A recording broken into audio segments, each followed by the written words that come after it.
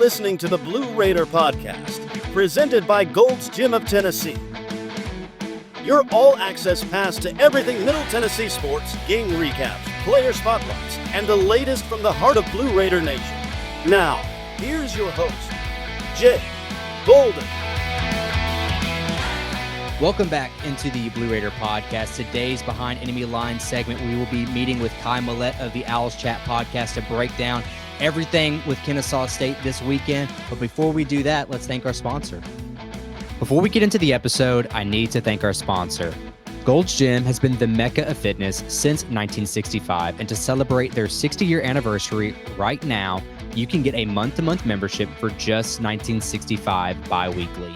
That's no commitment, full access to all 16 Gold's Gym Tennessee locations, and top-tier equipment to help you level up your fitness no matter your sport. But here's the deal. This offer is only available online and it ends when the summer does. So don't wait. Go to goldsgym.com and lock it in today. Gold's Gym Tennessee. Train like a legend, no strings attached. Now, let's get back to the episode. Joining the Blue Raider Podcast, it is co-host of the Owls Chat Podcast, Millette. Thanks for joining us. Thanks for having me back on. It's nice to be around a program that's got a better mood than at this point last season. Glad to be back.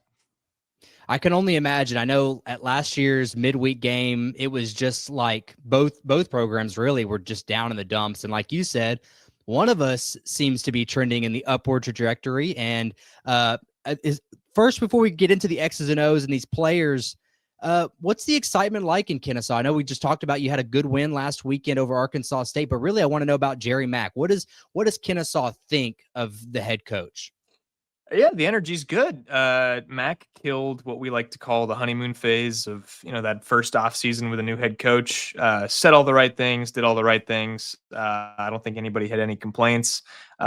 Came in, gave Wake Forest a really good game in Wake 1. Indiana is Indiana, so nobody was really complaining about that one being a blowout. He got a win at Merrimack, and then last week against Arkansas State, that was a game that none of us had penciled in as a win. I think most of us penciled it in as a loss when the schedule came out, at the beginning of the season. So to get that one was big for morale. The energy is really good. The crowds have been really good at home for the first 2 weeks, at least by our own standards. So lots of positive energy around the program, something that it hasn't felt in a couple of years now. So it's been refreshing. I know that a lot of energy kind of shifted there late with the firing of your coach, and then Jerry Mack seemed to be a really popular hire that a lot of people tend to like on the outer circles. But I guess the big question is, and everyone talks about having a new coach, they're going to have some growing pains, but something, again, here at MTSU, we didn't necessarily experience in our first 4 weeks is this steady growth. And I know we'll, again, get into the quarterback situation, which I think has a lot to do with that, but maybe you just give me some perspective there. Does it look like this team is getting better on a week-to-week basis? I mean, you have to feel that, like you said, with the Arkansas State win. I'd say absolutely. And it's a bit hard to judge because you had the quarterback change basically a quarter into game number 2. I think we were all impressed with the defenses showing against Wake Forest. You were a couple missed kicks away from winning that game and starting 1-0 with a win over an ACC opponent, which would have been, more than anybody could ask for. Indiana, despite the score, I think we saw a lot of things, a lot of good things to build on. Merrimack was sort of a sloppy game, but they pulled that one out. And then Arkansas State, at that point you knew who was QB1, and that put a lot of the side conversations to rest. And for the first half, it looked like the best possible version of this Kennesaw State team. Scored on their first 3 possessions, and that game easily could have been 35-0 at the half. It was just unforced errors and unfortunate turnovers that, made that game closer than it needed to be. I would say absolutely, but I still think that there's a lot of room to improve, and this team is far from what the vision is. Last part here on the buildup of this program. What was the expectation going into the year, and now sitting at 2-2, like you said, a few field goals away from being 3-1, entering conference play?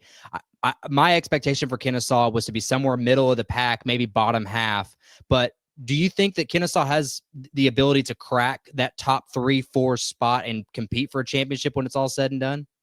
I don't know if the program is at that point yet, but I certainly think the bowl game expectation is becoming more and more realistic. It doesn't matter what the situation is. It's hard to win 4 more games than the year prior, no matter if you won 9 games or if you won 2, like Kennesaw State did last year. So it was hard to predict since 6 going into the year, but you looked at the schedule and you looked at the investment that the donors made and the administration made and just the buy-in, and everybody liked the Jerry Mack hire. And then you looked at this stretch of the schedule from basically MTSU through the end of the midweek games.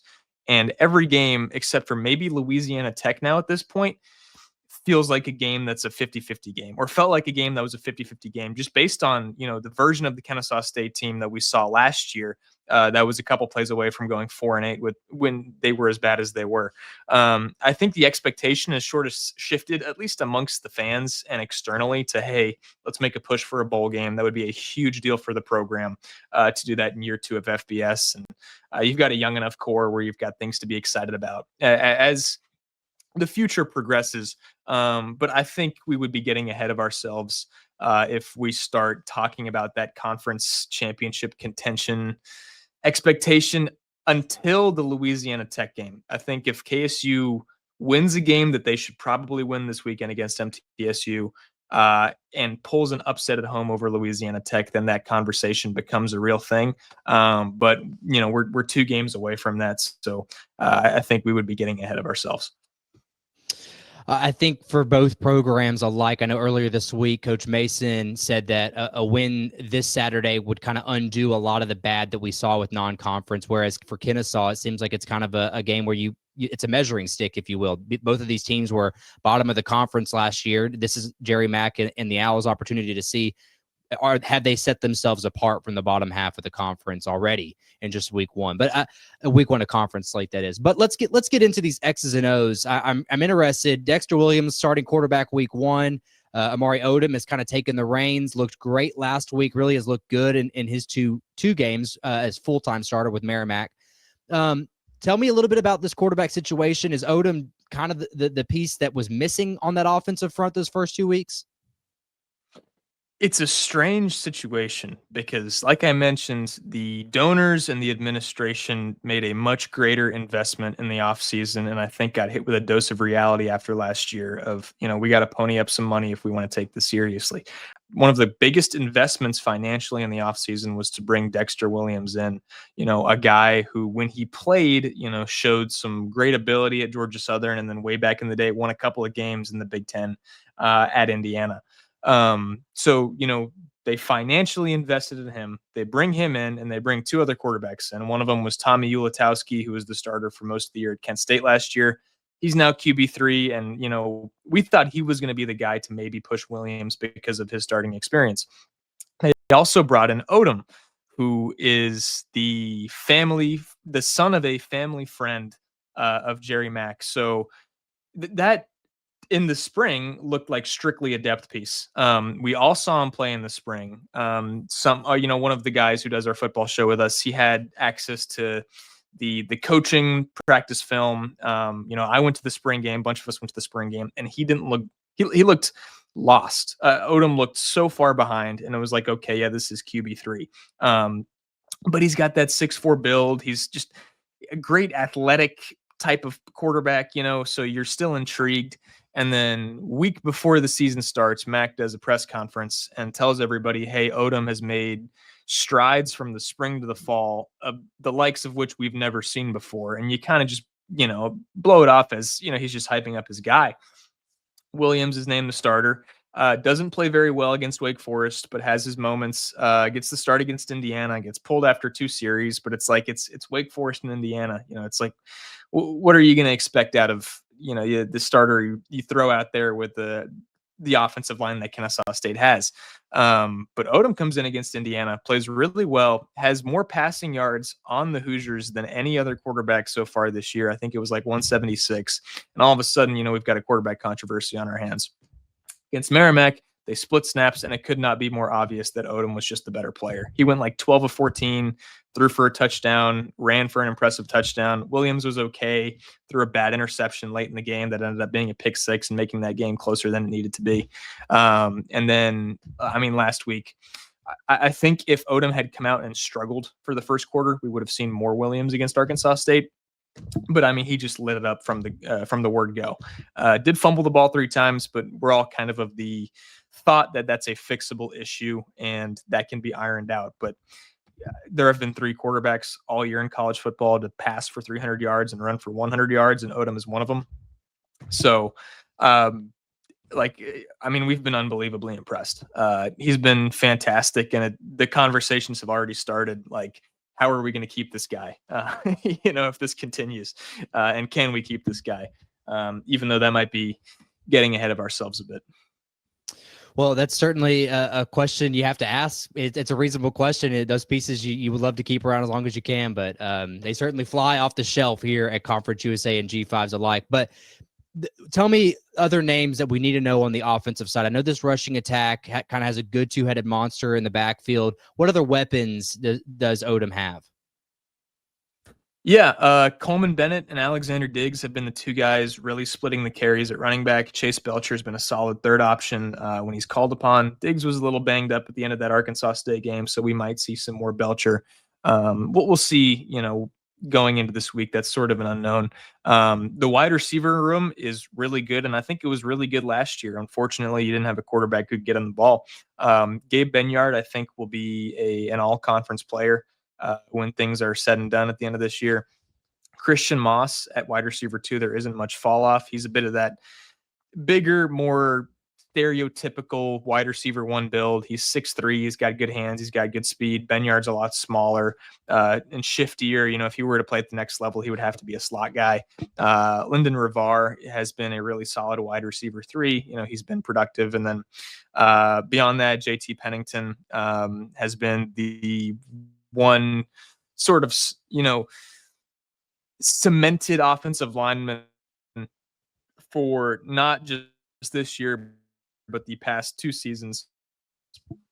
He was Conference Offensive Lineman of the Week this past year. And then defensively, I already told you about Caleb Offord. He's had a phenomenal year. He's going to position himself to make some money at the next level if he continues the type of year he's having. Jericho Washington, a guy that entered the portal after Bohannon was let go and then was pulled back out of the portal by Mac, is another guy who I think best case scenario has Sunday potential. Cody Jones won a national title at Michigan. And if he's healthy, I know he missed some of last week.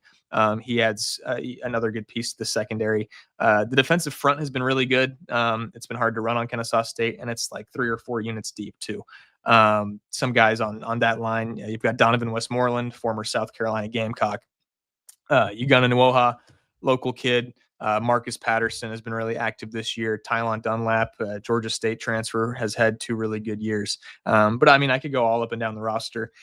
There haven't been a lot of units outside of the offensive line that I haven't been impressed by. I'll say that much.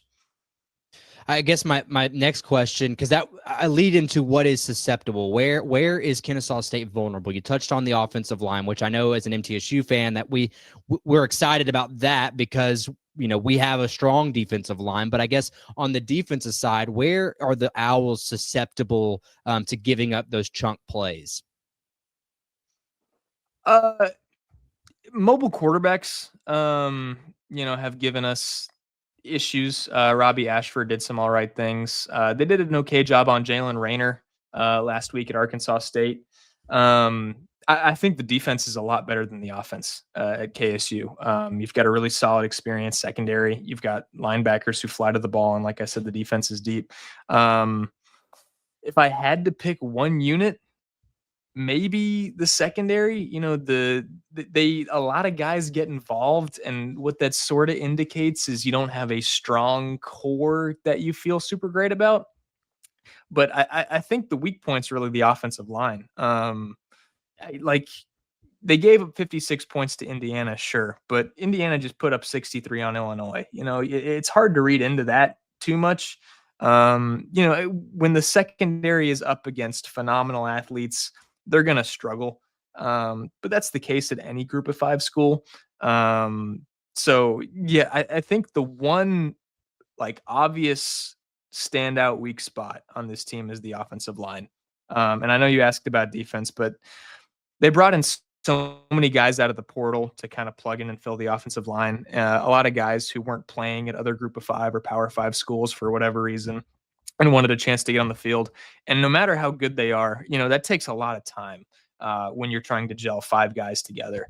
So that's what really stands out. But I would say that every level of the defense has been about equivalent. They've had their bad moments, but not many of them. They're all fairly deep, and they've all been fairly impressive this year.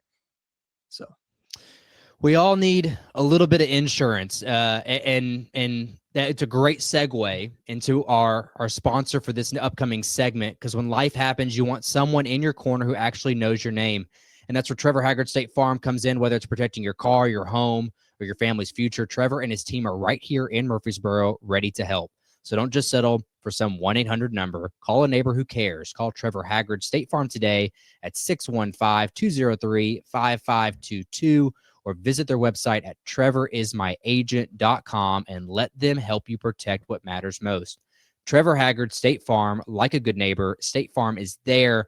Again, keys to the game. That's what Trevor Haggard is for you and your insurance need. What are the keys for Kennesaw State this Saturday, Kai?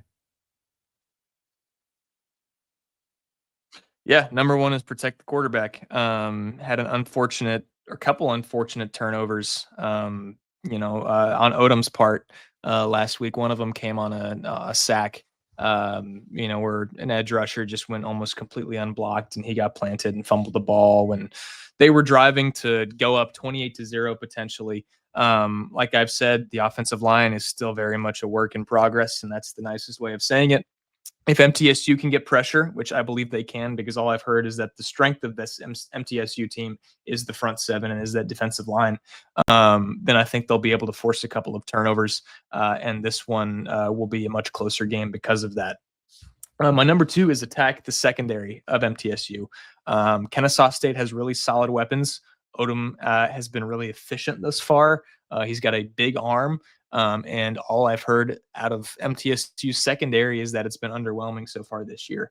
I can't say that I've watched a whole lot of tape, but, Marshall puts up 42 points, kind of moves the ball at will for a lot of that game. I think you need to attack, and expose what looks to be sort of a lacking secondary up there at MTSU. Yeah, certainly still some pieces missing there. Trayvon Farrell still day-to-day in the secondary. Alex Mitchell at linebacker. Still don't know his availability for this Saturday, but we'll definitely add a certain cog to this game rotation. Next, X Factor, much like Trevor Haggard can be for you and your insurance need, who is a player that's going to impact this game the most for the Owls? I've got Caleb Offord. The DB transfer. He's a redshirt senior, I believe. Look, Nick Vadiato is a veteran quarterback. He's one of the more experienced quarterbacks, if not the most experienced quarterback in this league. They're going to need him to have a nice day. Caleb Offord has been the biggest and most pleasant surprise on this Kennesaw State defense, and maybe the Kennesaw State team. He went head-to-head against Elijah Surratt, the best wide receivers in the country, and made some really nice plays in that game. It seems like every night out, he does something that makes you say, wow, that looks like a Sunday player. He maybe has surpassed Jericho Washington as that DB number 1.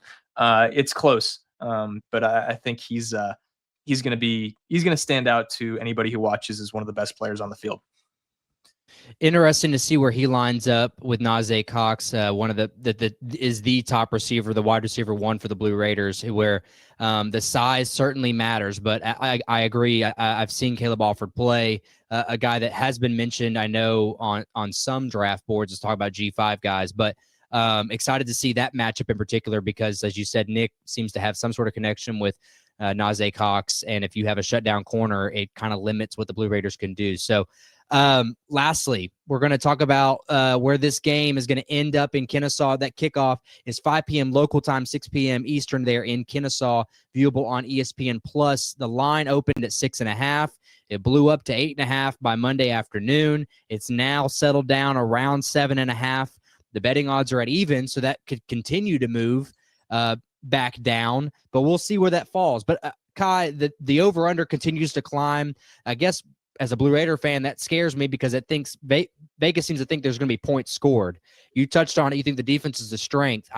I find it hard for the Blue Raiders. The more I learn about this Kennesaw team, I think it's going to be hard for the Blue Raiders to move the ball. And as you just touched on with Caleb Alford, how difficult is it going to be to find your number one target? I guess I'm saying all that, hold my own opinions regarded for now, but where do you see this game ending up on Saturday? My initial prediction was 24-14 in favor of KSU. I still think the offense for KSU is a bit raw. And they've shown that at times. You're going to have some unforced errors. You might have an unforced turnover. We had, a couple of those, or I guess one of those against Arkansas State. So I don't think this Kennesaw State offense is equipped to go put up 42 points on anybody quite yet. I think by the end of this season, if everything goes perfectly, you could start seeing some of those numbers, but I don't think it's there quite yet.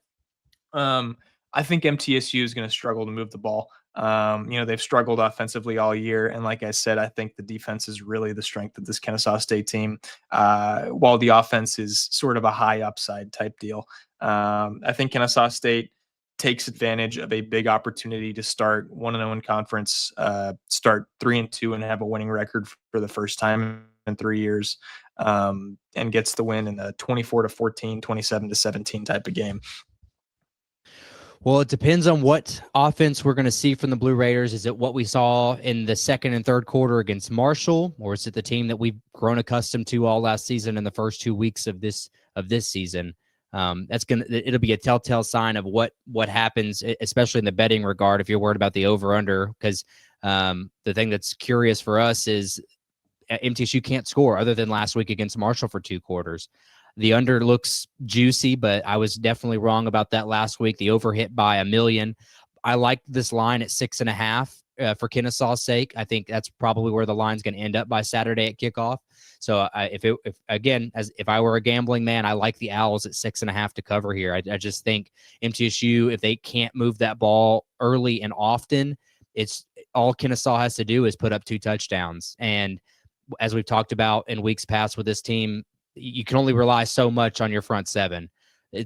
60 minutes is a long game, and in the secondary, if Odom's able to pick them apart, also as you touched on with mobile quarterbacks, that has also been, even as good as our front line has been, that has been a problem for the Blue Raiders in years past. So all that to say, I think Kennesaw looks good and looks well aligned to win this one on the road. It certainly would be great if MTSU could pull this one out, but the Owls look poised to get 1-0 in Conference USA at home out of the way. So, Kai, once again, I appreciate you joining us for the second straight year to preview this matchup.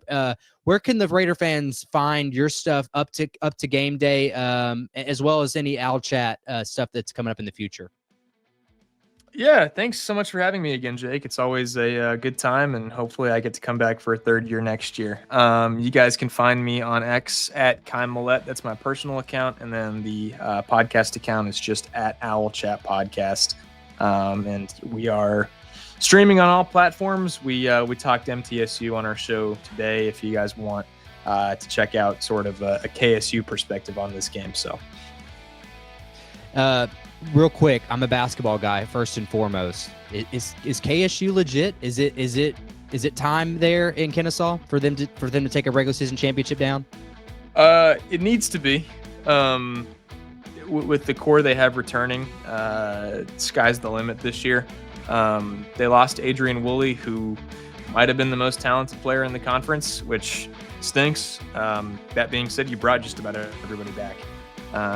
It's Simeon Cottle's senior year. He's already being picked as potential conference player of the year. I think that's more likely to go to Braden Liu, but we'll have to see.